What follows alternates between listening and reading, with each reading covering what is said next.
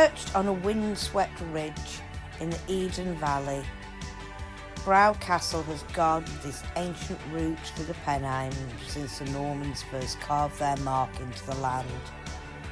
Built on the bones of a Roman fort called Verterae, the site's been a sentinel for centuries, watching over the Stainmore Pass where weary travellers once prayed not to meet raiders, wolves, or worse. It was William Rufus, son of the Conqueror himself, who ordered the first stonework here.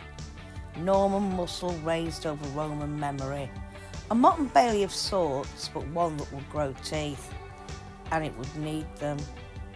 For in 1174, during one of those endless Anglo-Scottish squabbles, William the Lion, King of Scotland, came storming through. The castle was torched, gutted, reduced to blackened stone and ash.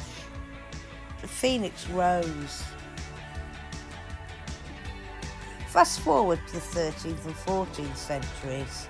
The castle was back, stronger, sterner, with curtained walls, towers and a keep that stared straight into the storm. For generations it passed between noble hands, most notably the powerful Clifford family, who called it home for over 300 years. They say Lady Adiona Clifford, a young nobleman, died here in sorrow, cloistered behind stone-cold walls, the victim of politics and parental ambition. Her name is said to be scratched, faint but furious, into the stairwell by the keep. Some say they've seen her pale figure walk the battlements, still waiting for a freedom that never came. Then we come to Lady Anne Clifford. Now there was a woman, a scholar, diarist, fierce defender of her family's heritage. When she inherited Brough in the 17th century, it was little more than a wreck. But stubborn as stone, she rebuilt it. And her initials are carved above the gateway, and her presence is woven into every corner.